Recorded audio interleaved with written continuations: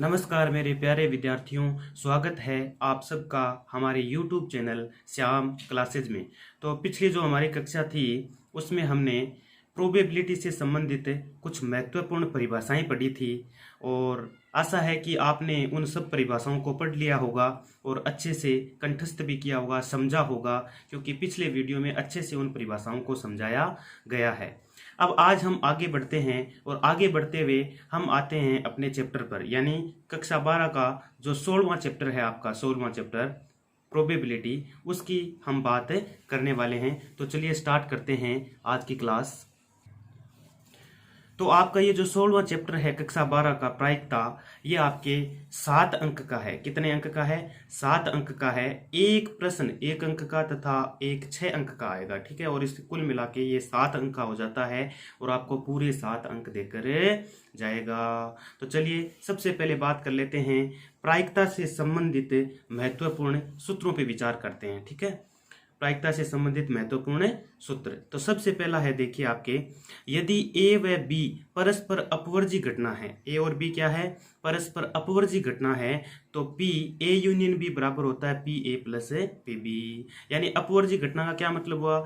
ए व बी, यानी ये दोनों ए और बी घटनाएं एक साथ घटित नहीं हो सकती। भाई यदि ए घटित हो रही है तो बी घटित नहीं हो सकती, और बी घटित हो रही है तो ए घटित नहीं हो सकती। और इस केस में ए यूनियन बी जो बराबर होता है, किसके बराबर होता है? P A plus P B, ठीक है। यानी या दिया गया हो ना, या दे रखा है बीच में। जैसे मान लीजिए एक पासे को फेंकने पर अंक 3 और 6 आने की प्रायिकता, तो P3 या 6, देखिए 3 या 6, या है ना बीच में, तो या के केस में प्रोबेबिलिटी जुड़ जाती है, तो P A plus P B कर दिया, ठीक है। तो पी ए यूनियन बी बराबर होता है P A plus P B के। अब 3 अपासे पे एक बार फेंकते हैं तो 3 एक ही बार आता है, तो 1/6 प्लस 6 के लिए भी 1/6, और इस प्रकार ये हो गया 2/6 और प्रायिकता हो गई 1/3।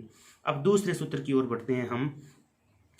यदि ए व बी परस्पर अपवर्जी घटना नहीं है, यानी कि ए और बी दो घटनाएं हैं जो परस्पर अपवर्जी नहीं है, तब उस केस में पी ए यूनियन बी बराबर होता है पी ए यूनियन बी किसके बराबर होता है? P A plus P B minus P A intersection B, ठीक है। तो इसमें क्या होगा? जैसे अपवर्जी नहीं है, यानी एक साथ घटित हो सकती है, यानी ए और बी साथ साथ घटित हो, यानी अपवर्जी नहीं है, इसका मतलब ये साथ साथ घटित हो सकती है, तो इनमें कोई ना कोई कॉमन पोर्शन भी आएगा। यहाँ इंटरसेक्शन आया ना, ए इंटरसेक्शन बी। इंटरसेक्शन का मतलब कक्षा 11 में आप सेट वाला जो पार्ट है पहला, उसमें आपने पढ़ा था, इंटरसेक्शन का मतलब होता है कॉमन पोर्शन। यानी ये अपवर्जी घटना नहीं होगी तो इनमें कुछ न कुछ कॉमन भी होगा, तो P A plus P B तो आएगा ही, और ए और बी में जो कॉमन होगा उसको हमें इन दोनों के योग में से घटा देंगे, ठीक है। तो ये दूसरा सूत्र आपका हो गया कि P A union B is equal to P A plus P B minus P A intersection B. चलिए इसको हम एक उदाहरण की सहायता से समझते हैं और अच्छे से समझ में आएगा। जैसे एक ताश की गड्डी में से एक पत्ता निकालने पर उसके पान का पत्ता, यानी एक ताश की गड्डी है, भली भांति फेंटी गई है, और उसमें से एक पत्ता पान का पत्ता या बादशाह होने की प्रायिकता बताइए। तो एक ताश की गड्डी है, उसमें से एक पत्ता निकालने पर उसके पान का पत्ता, एक तो पान का पत्ता होने की और एक बादशाह होने की प्रायिकता हमें बतानी है। तो पी पान या बादशाह है, ये ऐसे लिखेंगे ना, पान या बादशाह है। तो पी पान का, अब पान के होने की प्रायिकता, पान के पत्ते कितने होते हैं? टोटल तो 52 होते हैं, पान के कितने होते हैं? 13, तो 13/52 हो गई। और पी बादशाह होने की प्रायिकता, बादशाह टोटल कितने होते हैं? पूरी ताश की गड्डी में 4 बादशाह होते हैं, तो 4/52 हो गया। और माइनस, अब इन दोनों में कॉमन पोर्शन होगा कुछ ना कुछ। भाई ये जो 13 पत्ते हैं इनमें भी तो बादशाह हो सकता है ना, पी पान का। अब ये पान के 13 पत्ते हैं तो बादशाह इनमें से भी हो सकता है, तो इन दोनों में कॉमन क्या आएगा? एक आएगा। भाई बादशाह तो एक ही होगा, पान का बादशाह तो एक ही होता है ना, कुल तो 4 होते हैं, तो 13/52 प्लस 4/52 माइनस 1/52, यानी जो कॉमन पोर्शन होगा ए इंटरसेक्शन बी जो होगा उसको हम इसमें से इन दोनों के योग में से घटा देंगे, तो 16/52 यानी 4/13 आपकी प्रोबेबिलिटी हो जाएगी। ये 4 से 4 के पार्ट से कैंसिल कर दिया तो 4/13 हो गया। अब अगला सूत्र आपका नंबर 3। यदि ऐसा दे रखा है, देखिए पी ए नहीं घटित हो रहा, मतलब ए की घटना नहीं घटित हो रही है, ए नहीं के लिए ए डैश लिखते हैं, ए नहीं के लिए ए का कॉम्प्लीमेंट बोलते हैं इसको, और इंटरसेक्शन बी का कॉम्प्लीमेंट, यदि ऐसा दे रखा है, ये कक्षा 11 में आप पढ़ चुके हैं। तो बराबर होता है ये पी ए यूनियन बी का होल कॉम्प्लीमेंट। ठीक है, इस पूरे को अभी इंटरसेक्शन को यूनियन में बदल देना है और इस पूरे का क्या लगा देना है, कॉम्प्लीमेंट लगा देना है, डैश लगा देना है। या इसको आप ऐसे भी लिख सकते हैं, पी ए यूनियन बी का बार, डैश लिखो या बार लिखो एक ही बात है। इंटरसेक्शन को किस में बदल देना है, यूनियन में। और यदि यूनियन दे रखा है और अलग अलग कॉम्प्लीमेंट दे रखा है तो इस पूरे का कॉम्प्लीमेंट लगा देंगे और ये यूनियन किस में चेंज हो जाएगा, इंटरसेक्शन में। ये ध्यान रखना है। ठीक है, तो ये नंबर 3 और 4 आपके फॉर्मूले हो गए। अब हम बढ़ते हैं आगे और हमारा टॉपिक है सह प्रतिबंधित प्रायिकता, जिसे इंग्लिश में कंडीशनल प्रोबेबिलिटी बोलते हैं। कंडीशनल प्रोबेबिलिटी, सह प्रतिबंधित प्रायिकता को इंग्लिश में क्या बोलते हैं, कंडीशनल प्रोबेबिलिटी। तो ये कंडीशनल प्रोबेबिलिटी, ये सबसे पहला ही टॉपिक है आपका बुक के अंदर। देखना आप, सबसे पहला टॉपिक ये सह प्रतिबंधित प्रायिकता। तो देखिए इसके बारे में चर्चा करते हैं। माना ऐसे एक प्रतिदर्श समष्टि है। मान लीजिए कोई भी आप प्रयोग कर रहे हैं, जैसे आपने एक पासा फेंका तो उस पर 1 से 6 तक अंक आते हैं ना, 1 2 3 4 5 6। तो 1 2 3 4 5 6 ये क्या है, इसको आपने सेट में लिखा तो ये एक प्रतिदर्श समष्टि हो गई इसकी पूरे की। ठीक है, तो माना ऐसे एक प्रतिदर्श समष्टि है तथा ई तथा एस उस प्रतिदर्श समष्टि की दो घटनाएं हैं। जैसे कोई प्रतिदर्श समष्टि दे रखी है आपके पास और उसी में से ई है, एक तो ई है और एक एफ है, उस प्रतिदर्श समष्टि की दो घटनाएं दे रखी है आपको। ठीक है, उसी मतलब आपने जो प्रतिदर्श समष्टि आपके पास आपने जो प्रयोग किया उसी की दो घटनाएं ई तथा एफ आपके पास दी गई है। तब एफ के घटित हो जाने पर, या आप इसे ऐसे बोलें कि एफ के घटित हो चुकने पर ई के घटित होने की प्रायिकता ज्ञात करना क्या कहलाता है, सह प्रतिबंधित प्रायिकता कहलाता है। सह प्रतिबंधित प्रायिकता कहलाता है।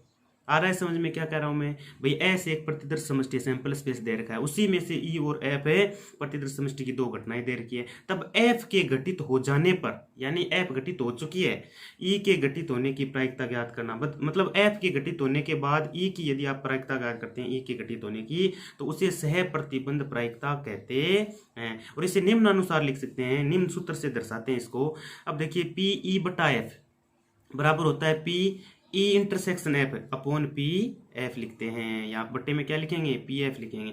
देखिए इसका क्या मतलब है, पी ई बटा एफ, इसको बोलते कैसे हैं, ई के ई घटना के घटित होने की प्रायिकता ज्ञात करना जबकि एफ घटित हो चुकी है। नीचे एफ है, ये घटित हो चुकी है, तब ई की प्रायिकता ज्ञात करना। एफ के घटित हो जाने पर ई की प्रायिकता ज्ञात करना, इसको ऐसे बोलते हैं पी ई बटा एफ। और बराबर ये होता है पी ई इंटरसेक्शन एफ। अब इंटरसेक्शन का मतलब मैं पहले ही बता चुका हूँ आपको, कॉमन पोर्शन, यानी घटना ई और एफ में जो कॉमन होगा उसको ऊपर लिखेंगे और बट्टे में एफ ही लिखेंगे। यहाँ पे बट्टे में जो यहाँ दिया गया है वो यहाँ लिखेंगे पी एफ। ठीक है, अब बढ़ते हैं हम आगे, एक उदाहरण लेते हैं इसका अच्छा सा, और उस उदाहरण के माध्यम से मैं आपको समझाने का प्रयास करता हूं। तो उदाहरण देखिए आप, उदाहरण में जैसे एक दे रखा है आपको, दो न्याय सिक्कों को उछालने के परीक्षण पर विचार कीजिए। अब दो न्याय सिक्के, दो सिक्के हैं हमारे पास। न्याय क्यों बोला इनको, न्याय सिक्के। अब सिक्के न्यायित होते हैं, न्याय का मतलब क्या हुआ कि भाई वो किसी के पक्ष में नहीं होते उछालने से पहले। ऐसा थोड़ी है कि भाई जैसे मैं उछाल रहा हूँ आप ही के पक्ष में ऐड आएगा, ये तो जरूरी नहीं है ना, कुछ भी आ सकता है ऐड या टेल, तो इसीलिए उनको न्याय सिक्के बोलते हैं। दो न्याय सिक्कों को उछालने के परीक्षण पर विचार कीजिए। ठीक है, इस पर विचार करते हैं। इससे संबंधित प्रतिदर्श समष्टि, जब आप दो सिक्कों को उछालते हैं तो प्रतिदर्श समष्टि एस बराबर है, यानी 2 की पावर 2 4 परिणाम होंगे, H H, H T, T H और टी टी, ये 4 परिणाम हो गए। एवं घटना, अब देखिए एक घटना लेते हैं ई। देखिए हमें ई और एफ लेना पड़ेगा, ये दिया हुआ मिलेगा। ठीक है ना, क्वेश्चन के अंदर। तो ई घटना एक है, ई घटना में लिखा है जैसे कम से कम एक चित्त प्रकट होना, कम से कम एक चित्त प्रकट होना। तो कम से कम एक चित्त, यानी कम से कम एक चित्त तो होना ही होना चाहिए, दो भी हो सकते हैं लेकिन एक तो होना ही होना चाहिए। तो कम से कम एक चित्त प्रकट होना, इनमें से देखिए इसमें एच एच, इसमें एक चित्त है, एच टी में भी है और टी एच में भी है, तीनों में एक चित्त तो है कम से कम। ठीक है, और एफ एक घटना है जो प्रथम सिक्के पर पट प्रकट होना। ठीक है, एफ एक घटना है जिसमें प्रथम सिक्के पर पट प्रकट होना, यानी प्रथम सिक्के पर पट आना चाहिए। तो ये देखिए इसमें टी लिखा है पहले, यानी पहले उछाला तो टी आया और पहले इसमें भी क्या आया, टी आया। तो प्रथम सिक्के पर टी प्रकट होने की दो अनुकूल घटनाएं हो गई। ठीक है ना, अनुकूल परिणाम हो गए दो। और कम से कम एक चित्त प्रकट होने के अनुकूल परिणाम कितने हो गए, 3 हो गए। ये अनुकूल स्थितियां 3 हो गई और इसकी 2 हो गई। अब ई इंटरसेक्शन एफ यानी इन दोनों में अब एक साथ घटित हो सकती है क्या, देखते हैं भाई। ई और एफ एक साथ घटित हो सकती है तो ई इंटरसेक्शन एफ बराबर क्या होगा। अब यानी इन दोनों में जो कॉमन आएगा, कॉमन पोर्शन, तो कॉमन है क्या इनमें, कुछ इनमें टी एच कॉमन है, देखिए टी एच इसमें भी है इसमें भी है, तो ये कॉमन पोर्शन हो गया। तो ई इंटरसेक्शन एफ बराबर क्या हो गया, टी एच। तब नंबर ऑफ सैंपल स्पेस यानी टोटल परिणाम कितने हैं, H H H T T H T T, यानी 4 हैं तो हमने 4 लिख दिया। और number of E intersection F यानी ई इंटरसेक्शन एफ का मान हमारे पास ये एक परिणाम आया है तो हमने इसको 1 लिख दिया। तथा नंबर ऑफ एफ यानी कितनी है, 2 है। नंबर ऑफ देखिए प्रथम सिक्के पर पट प्रकट होना, 2 घटनाएं यानी 2 परिणाम है इसके, तो हमने 2 लिख दिया इसको, ठीक है। अब बढ़ते हैं हम आगे। तो इसमें आपके जैसे चूंकि हम जानते हैं, देखिए अभी अभी हमने सह प्रतिबंध प्रायिकता पढ़ा था, पी ई बटा एफ बराबर होता है पी ई इंटरसेक्शन एफ बटा क्या होता है, पी एफ होता है। या आप है ना इसको ऐसे भी लिख सकते हैं, देखिए इसको लिखने का दूसरा तरीका, अब देखिए सीधा यहाँ पे ऐसे कर सकते हैं या फिर इसको ऐसे भी लिख सकते हैं, number of E intersection F यानी number of E intersection F बटा नंबर ऑफ सैंपल स्पेस यानी टोटल परिणाम, और बट्टे में नंबर ऑफ एफ बटा नंबर ऑफ एस, इसको ऐसे भी लिख सकते हैं। यानी पी एफ को आप ऐसे लिख सकते हैं और पी ई इंटरसेक्शन एफ को आप ऐसे भी लिख सकते हैं। अब कोई कैसे भी लिख दो, कोई फर्क नहीं पड़ता है। अब एन एस तो कट गया, तो n number of intersection F यहाँ पे ऊपर लिखा ही है और बटे में नंबर ऑफ एफ। अब ये मैंने इसे लिखा है आपको समझाने के लिए कि ऐसे भी लिख सकते हैं, बाकी ये आपका सूत्र है, पीछे पढ़ चुके हैं हम, ठीक है।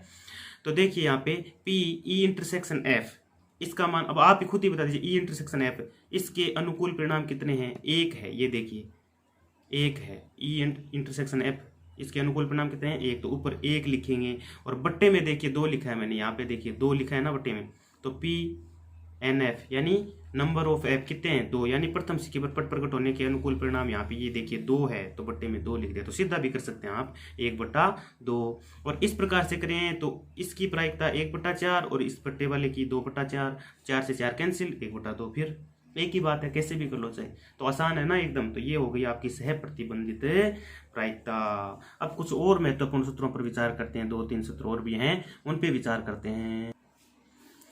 तो महत्वपूर्ण सूत्रों में आपके सबसे पहला है पी ए बटा बी, यानी आपको पी ए बटा बी निकालना है। जैसे अभी ई बटा एफ निकाला था ना, ठीक वैसे ही है, बस ये सूत्र लिखे हैं मैंने फिर से एक बार, यहाँ ए बटा बी लिख दिया, ई बटा एफ कुछ भी लिखो कोई फर्क नहीं पड़ता। तो पी ए बटा बी ये कैसे ज्ञात करेंगे, पी ए इंटरसेक्शन बी बटा क्या लिखेंगे, पी बी, यानी बट्टे में बी तो यहाँ भी बी लिखना है और ऊपर दोनों का common portion A intersection B. तो याद कर लीजिए सूत्र को, पी ए इंटरसेक्शन बी बटा पी बी। देखिए नीचे बी है तो पी बी लिख दिया और ऊपर ए है तो ए इंटरसेक्शन बी ऊपर लिखना है, ठीक है। या इसको ऐसे लिख सकते हैं आपकी पी ई इंटू एफ बटा पी एफ, ऐसे लिखो या ऐसे, एक ही बात है, बार बार ये यूज होने वाला है, ठीक है ना। ऐसे तो मैं बता रहा हूँ कि ऐसे लिख सकते हैं आप इसको, ठीक है। बाकी ये है सूत्र आपका। और यदि पी बी बटा ए निकालना हो, देखिए यहाँ ए बटा बी था ऊपर वाले में, यहाँ बी बटा ए आ गया, बी बटा ए आ गया, तो बट्टे में तो देखिए पी ए ही पड़ा है लेकिन ऊपर पी ए इंटरसेक्शन है बी। अब नंबर 3 सूत्र है आपके पी ए यूनियन बी बटा एफ, यदि ज्ञात करना हो, यानी ए यूनियन बी ऊपर लिखा है और बटे में एफ लिखा है। तो देखिए अभी हमने पीछे पढ़ा था, यदि अपवर्जी घटनाएं नहीं हो ना, ये नहीं हो अपवर्जी घटनाएं, तो पी ए बटा एफ प्लस पी बी बटा एफ और minus P A intersection B बटा एफ, ऐसे लिखते हैं इसको। ये भी इंपॉर्टेंट महत्वपूर्ण फॉर्मूला है, ठीक है, याद रखिएगा। अब नंबर 4 है यदि ए तथा बी परस्पर अपवर्जी घटनाएं हो, तो मान लीजिए ए और बी दोनों परस्पर अपवर्जी घटनाएं अब नहीं होती है, तो ये कॉमन वाला पोर्शन जो आता है ना, कॉमन पोर्शन इंटरसेक्शन वाला, इसको घटाते हैं इन दोनों के योग में से, और अपवर्जी हो ना तब दोनों का योग कर देते हैं, ये तो आता ही नहीं है। अपवर्जी होंगी, अपवर्जी का मतलब क्या हुआ कि घटनाएं दोनों साथ साथ घटित नहीं हो सकती, यानी ए घटित हो रही है तो बी नहीं हो सकती, बी हो रही है तो ए नहीं हो सकती, साथ साथ नहीं हो रही है, तब पी ए बटा एफ प्लस पी पी बटा एफ लिखेंगे। कब, जब अपवर्जी घटनाएं हैं। और जब अपवर्जी नहीं हो तो ये कॉमन पोर्शन वाला आएगा, इसको घटा देंगे अंदर से। पांचवा देखिए पी ए यूनियन बी, ये बराबर होता है P A plus P B minus P A intersection है बी। ये कब है, जब घटनाएं अपवर्जी नहीं है। अब देखिए इसी सूत्र से आप निकाल सकते हैं, ये तो पी ए यूनियन बी का मान ज्ञात किया आपने कि P A plus P B minus P A intersection B. अब मैं आपको कहूँ कि पी ए इंटरसेक्शन बी का मान बताइए, तो कैसे निकालोगे, इसको यहाँ भेज दीजिए, इसको यहाँ लेके आ जाइए, तो P A plus P B minus P A union B हो जाएगा ना। यानी पी ए यूनियन बी निकाल रहे हैं तो इसमें से घटाएंगे पी ए इंटरसेक्शन बी, और यदि ये निकालना हो तो इसको घटा देंगे इधर लाके। ठीक है, तो ये आपका 5वां सूत्र है। और नंबर 6, यदि ए तथा बी स्वतंत्र घटनाएं हो, कौन सी घटनाएं हो? स्वतंत्र, यानी डिपेंडेंट और इनडिपेंडेंट। पिछली जो क्लास थी उसमें कुछ महत्वपूर्ण परिभाषाएं पढ़ी थी, तो आपने देखा होगा उसमें स्वतंत्र घटनाएं भी आई है। ठीक है ना, नहीं देखा तो दोबारा फिर से देखिएगा उसको। तो ए तथा बी स्वतंत्र घटनाएं हैं, तो पी ए इंटरसेक्शन बी किसके बराबर होगा? P A into P B, गुणन नियम से। पी ए इंटरसेक्शन बी किसके बराबर होगा? P A into P B.